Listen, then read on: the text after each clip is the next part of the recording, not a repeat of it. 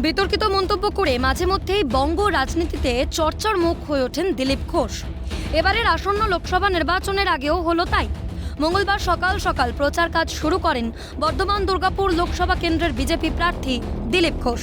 তারপরেই মুখ্যমন্ত্রীকে নিয়ে বেলাগাম মন্তব্য করেন তিনি, এমনটাই অভিযোগ শাসক দল তৃণমূলের। ব্যক্তি আক্রমণ করা হয়েছে মুখ্যমন্ত্রীকে জানিয়ে সরব তারা। বিতর্ক শুরু হতেই হস্তক্ষেপ করে বিজেপির কেন্দ্রীয় নেতৃত্ব। এবার দিলীপকে শোকজ নোটিশ পাঠালেন বিজেপির জাতীয় সভাপতি জেপি নাড্ডা। প্রসঙ্গত, মুখ্যমন্ত্রীকে নিয়ে দিলীপ ঘোষ মন্তব্য করেন, বাংলা নিজের ভাইপোকে চায়। দিদি গোয়ায় গিয়ে বলেন আমি গোয়ার মেয়ে, ত্রিপুরায় গিয়ে বলেন আমি ত্রিপুরার মেয়ে। আগে বাপ তো ঠিক করুন, যার তার মেয়ে হওয়া ঠিক নয়। দিলীপের এই মন্তব্যের পরেই রাজনৈতিক মহলে সমালোচনার ঝড় ওঠার পাশাপাশি নির্বাচন কমিশনের দ্বারস্থ হয় তৃণমূল। এবার দিলীপের এই মন্তব্যকে অপমানজনক এবং অসংসদীয় চিহ্নিত করে শোকজ নোটিশ আসে বিজেপির তরফ থেকে। এদিকে এ নিয়ে পাল্টা তৃণমূলের বক্তব্য, শোকজের ব্যাপারই নেই, মন্তব্য করে থাকলে প্রচার কাজ থেকে তাকে বিরত করাই উচিত বিজেপির। সেকেন্ড লিস্টের প্রার্থী, ওনার নাম হয়েছে, এখনো উনি মনোনয়ন যতক্ষণ না জমা দিচ্ছেন ততক্ষণ তো সে প্রশ্ন আসে না। প্রথম তাকে এই কাজগুলো করা, এই ধরনের কথা বলা থেকে বিরত করতে হবে। শোকজ করো, তার কোনো কথা, তার ব্যাখ্যা শোনার ব্যাপার নেই।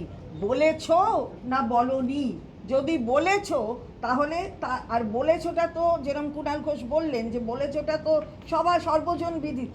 সুতরাং যদি বলে তাহলে আগে তাকে বিরত করো এই ক্যাম্পেনিং করা থেকে। তারপরে তো তার প্রার্থী পদ তিনি আর যাবেন, নমিনেশন দেবেন, তারপরে সে প্রশ্ন আসবে এবং আমরা নিশ্চিতভাবে চাই যে তার প্রার্থী পদ একেবারে যেন খারিজ হোক। যদিও এর প্রত্যুত্তর দেন দিলীপ ঘোষ, জানান তার মন্তব্য অসংসদীয় হলে তিনি ক্ষমা প্রার্থী, তবে তিনি রাজনৈতিক বক্তব্য রেখেছেন, অন্য কিছু নয়। বক্তব্য নিয়ে বিতর্ক প্রথমবার নয়, কারণ আমি যে ভনিতা করে অন্যায় করে তার সামনে বলি। এবারে আমি যে বক্তব্য রেখেছি, মাননীয় মুখ্যমন্ত্রী, যার সঙ্গে আমার কোনো ব্যক্তিগত ঝগড়া নেই, যার সম্বন্ধে আমার মনে কোনো ক্লেশ নেই, ক্লেদ নেই, কোনো দুর্ভাবনাও নেই, উনি যে রাজনৈতিক বক্তব্য বারবার দিয়েছেন লোককে আর বিভ্রান্ত করার জন্য, আমি তার প্রতিবাদ করে প্রশ্ন করেছি। প্রশ্ন হচ্ছে, আমার ভাষা শব্দ প্রয়োগ নিয়ে বহু লোকের আপত্তি আছে, আমার পার্টিও বলেছে, অন্যরাও বলেছেন যে অসংসদীয়। যদি তাই হয় আমি তার জন্য দুঃখিত। অপরদিকে প্রশ্ন উঠছে, দিলীপ ঘোষের এই মন্তব্যকে বিজেপির অন্যান্য রাজ্য নেতৃত্বরা কিভাবে নিচ্ছেন।